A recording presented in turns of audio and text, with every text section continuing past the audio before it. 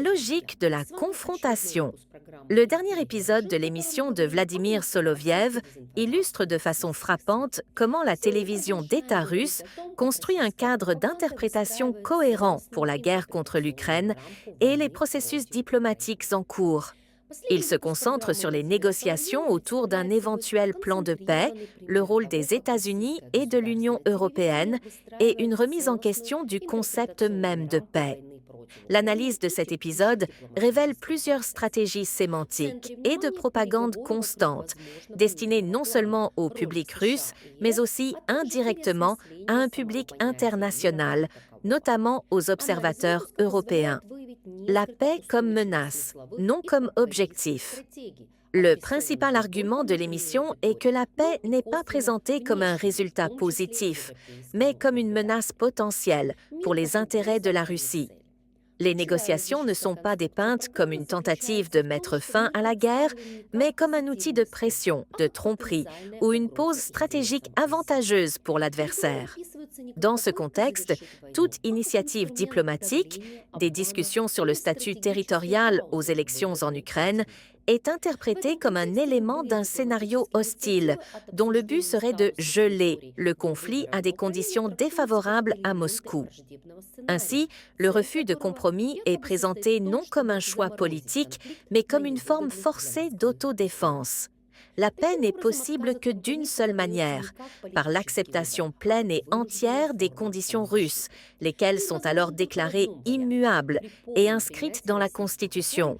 Cela permet de discréditer d'emblée toute proposition alternative, sans même engager de véritables débats. Erstens gibt es in Europa keine Demokratie. Darüber hinaus zeigen alle jüngsten Äußerungen europäischer Staats- und Regierungschefs, dass sie die Urteile des Nürnberger Tribunals missachten. Das heißt, de facto, wie Torvald treffend feststellt, ziehen sie die europäischen Länder in einen direkten Krieg mit Russland hinein.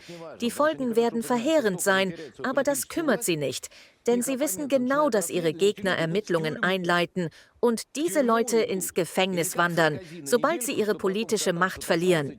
Und nicht wie Sarkozy, der nur eine Woche absitzt, um anschließend durch Frankreich zu reisen, Vorträge zu halten und von seinem Leid zu berichten. Nein. Jeder versteht diese Entscheidungen der EU vollkommen. Die EU weiß, dass ihre Tage gezählt sind. Denn wenn Trump dich als Hauptfeind bezeichnet, ist das von vornherein festgeschrieben.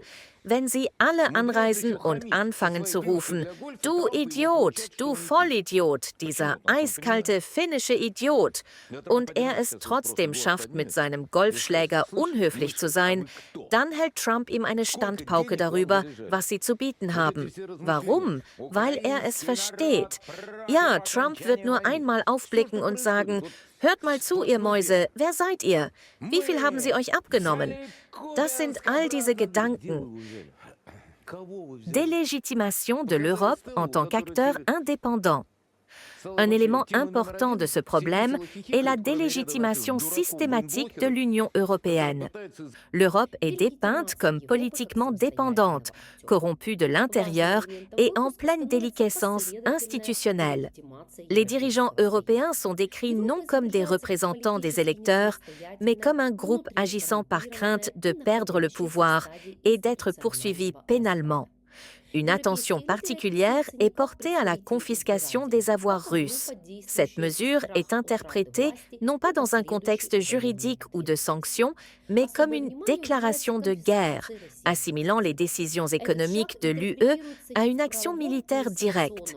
Ainsi, la frontière entre politique, droit et guerre s'estompe, et toute pression se voit automatiquement transformée en une question existentielle. Les États-Unis, seuls négociateurs pertinents. Dans le contexte de la dévaluation de l'Europe, les États-Unis, au contraire, sont présentés comme la seule entité avec laquelle des négociations sont possibles. Cependant, là encore, la logique est sélective. Washington n'intéresse que dans la mesure où il peut imposer sa volonté à Kiev. L'Ukraine, dans cette perspective, est totalement privée de toute autonomie et apparaît soit comme un mercenaire, soit comme un instrument de politique étrangère. La figure de Donald Trump est utilisée comme symbole d'un réalisme potentiel et du rejet d'une approche fondée sur des valeurs. Parallèlement, le processus de paix lui-même est présenté comme un levier de négociation, où le temps joue en faveur de la Russie, car tout retard dans les négociations est censé entraîner un nouveau basculement du front en sa faveur.